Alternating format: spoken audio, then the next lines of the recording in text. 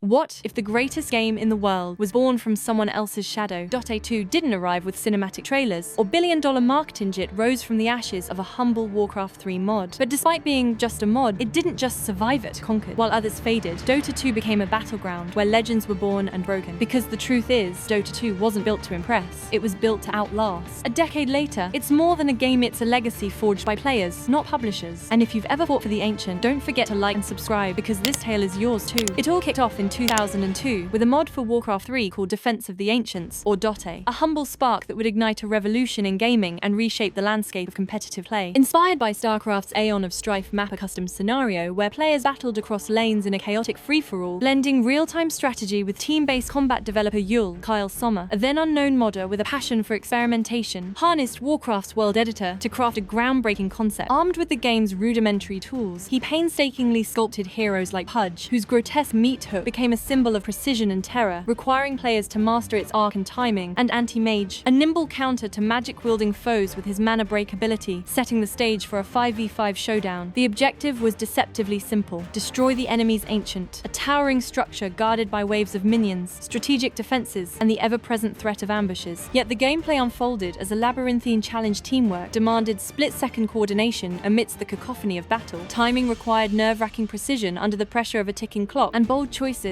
like diving into enemy lines for a game-changing kill, could turn the tide, echoing the intensity of a basketball squad grinding through a grueling season for a championship title. Dota wasn't just a game, it was a mental marathon, a test of strategy, endurance, and psychological fortitude that captivated players from the moment it spread through local LAN parties, where friends gathered in dimly lit rooms to test their mettle. Yule's vision, though rough around the edges with pixelated sprites, basic pathfinding, and limited unit variety, laid the foundation for the MOBA genre. After releasing his initial version in 2003, he stepped back, citing personal projects and the overwhelming growth of the mod, leaving it as an open canvas for the community to refine a decision that would prove pivotal as others took up the torch with fervor. His departure in 2003 sparked a fierce, floating bird war of modders, as rival creators battled to claim the definitive Dota version, with Guinsoo's Allstars eventually rising above the chaos of competing maps and fractured loyalties. Dota Allstars ignited the flame when Guinsoo, Steve Feet, seized the helm around 2004. A dedicated modder with a keen eye for design and a relentless drive to perfect the craft, Guinsoo scoured the sprawling landscape of Dota variant Siege, crafted by different modders with their own twists, from altered hero stats to unique items, blending the finest heroes, items, and mechanics into a cohesive masterpiece that would define the genre. He introduced iconic additions like the ethereal butterfly, a late-game item that turned heroes into graceful assassins with increased attack speed and evasion, and the formidable Roshan, a jungle behemoth guarding the coveted aegis of the immortal, adding a layer of risk and reward that forced players to weigh the cost of every assault. These innovations transformed Dota into a cultural phenomenon, drawing players into its depths with promises of glory, strategy, and the thrill of outsmarting opponents. Yet, the lack of financial incentive gnawed at Guinsoo. As a modder working without pay, he poured countless nights into the project, debugging code, balancing stats, and responding to community feedback, only to see it thrive without personal gainer, labor of love that began to feel like a burden. Despite his brilliance, Guinsoo faced backlash from players who felt his tight control stifled community input, with some accusing him of ignoring suggestions for hero reworks or map changes, a pressure that fueled his growing frustration. The creaking limitations of Warcraft 3's engine compounded his woes. The map editor, while revolutionary for its era with its trigger system and unit customization, couldn't handle advanced graphics, complex AI pathfinding, or expansive maps beyond the 128x128 grid, stifling his ambitions for evolution. Disheartened by these constraints, the lack of support from Blizzard, and the mounting community pressure, Guinsoo handed over the project to IceFrog in 2005. His next chapter began in 2008, when Riot Games, a fledgling studio founded by Brandon Beck and Mark Merrill, with a vision to dominate the MOBA space, lured him with an offer to join League of Legends. Drawn by substantial funding, a custom engine free of Warcraft's constraints, and the promise of creative freedom allowing him to implement ideas like dynamic ability scaling and a more accessible learning curve, after years of unpaid labor, Guinsoo accepted. His departure left a void, with some in the community feeling abandoned, whispering of betrayal as he joined a rival project poised to challenge Dota's throne, a move that deepened the rift left by his contentious tenure. In 2005, IceFrog later identified as Abdul Ismail, a reclusive genius cloaked in anonymity, known only through cryptic patch notes and forum posts, stepped into the breach. With meticulous hero tweaks that balance power curves across dozens of abilities, innovative mechanics like neutral creep camps with unique drops, and an almost supernatural ability to maintain equilibrium across hundreds of variables adjusting damage, cooldowns, and gold values with surgical precision, he elevated Dota to a global obsession. His rise in 2005 stabilized Dota, but whispers lingered that he overlooked Guinsoo's legacy, fueling quiet resentment among some veteran players who felt the transition erased their heroes' contributions, adding a layer of drama to the power shift. By 2009, Allstars.com, founded by Steve Meskin Pendragon in 2004 as the pulsating heart of the community, attracted millions monthly from overcrowded internet cafes in China, where players shouted over clattering keyboards, to solitary setups in Europe, where strategists plotted in silence. Yet Dota remained shackled, a mod tethered to Blizzard's Warcraft III, its potential stifled by outdated technology, legal ownership disputes with Blizzard, and the absence of official updates or server support. Rivals emerged in 2009, threatening to eclipse Dota's dominance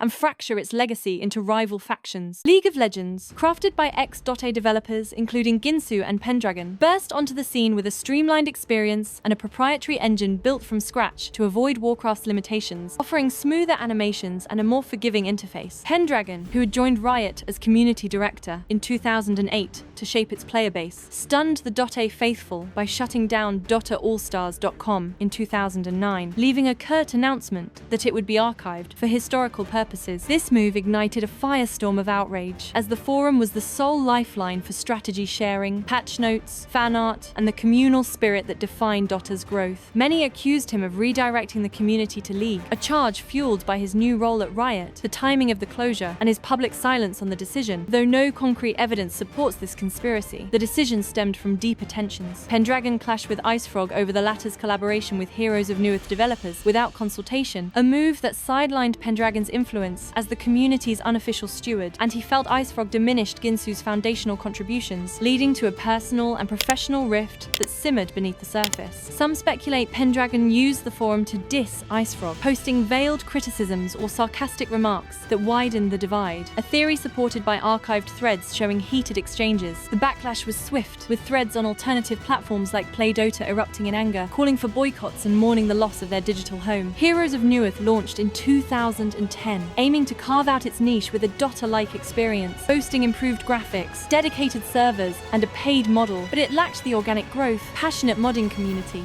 and historical weight to challenge the original. Trapped in Warcraft III's aging tech plagued by lag from outdated netcode, limited map size constrained by the 8MB memory cap, compatibility issues with modern systems, and no official patches to address exploits, Dota teetered on the brink of obsolescence. Its vast potential, honed by years of community effort and incremental improvements, risked being lost forever as rival titles gained traction with their polished offerings. In 2009, Valve stepped in to rescue Dota from legal limbo, seeing in it the raw potential to revolutionize competitive gaming. After months of observing the modding scene, analyzing player engagement, and navigating the fractured community landscape, they quietly reached out to IceFrog and brought him on board to lead what would become Dota 2. The move freed the game from a legal quagmire with Blizzard over the defense of the Ancients trademark, a battle that split Phantom-backed Blizzard's ownership of the Warcraft III modding ecosystem. Others cheered Valve's bold rebrand to Dota 2 as a step toward independence. This legal tug-of-war, marked by negotiations and threats of litigation,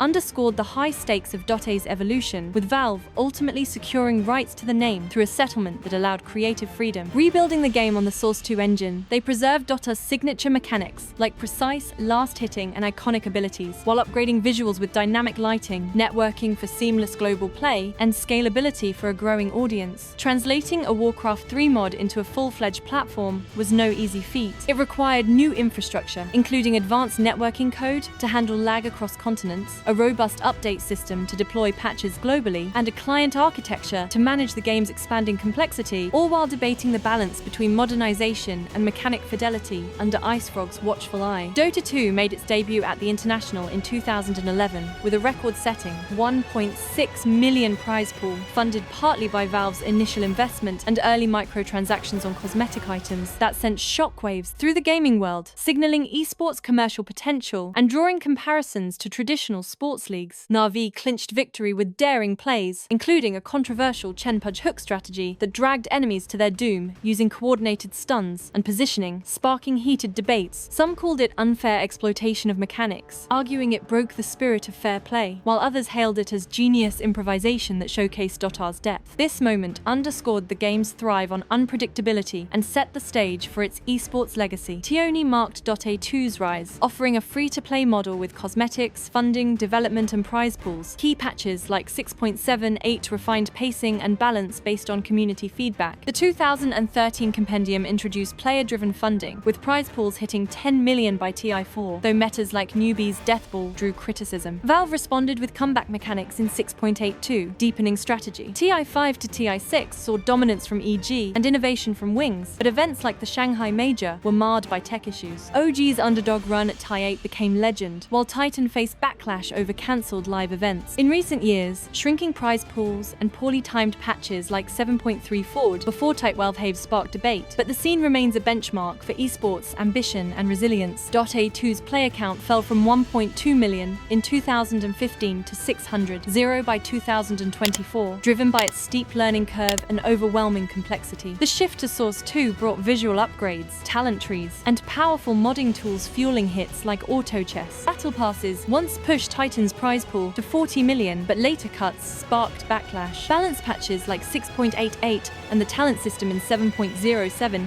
kept drafts fresh, while 7.3's map overhaul stirred controversy. Classic heroes like Lich and reworks like Techies stayed relevant through constant evolution. Despite its challenges, Dota endures fueled by a passionate community and diverse regional playstyles. Dota 2 faces a shrinking player base and a struggling pro scene, challenged by its complexity and smaller prize pools. Rumors swell new heroes, engine upgrades, even Dota 3, but Valve remains silent. Yet through past crises like Artifact's failure and League's rise, Dota has endured, driven by community passion and IceFrog's vision. More than a game, it's a legacy shaped by modders, sustained by players, and kept alive by those still fighting for the ancient. Thanks for tracing Dota 2's epic path. From Dota's scrappy roots to TI's grand stages, this game's story brims with passion and chaos. What's the Dota moment that stands tall TI upset that left you speechless? A hero mastered after countless hours, or a pub match that felt like a legend etched in digital glory? Share it in the comments. Hit like, subscribe, and tap the bell for more Dota tales. The battlefield's always open.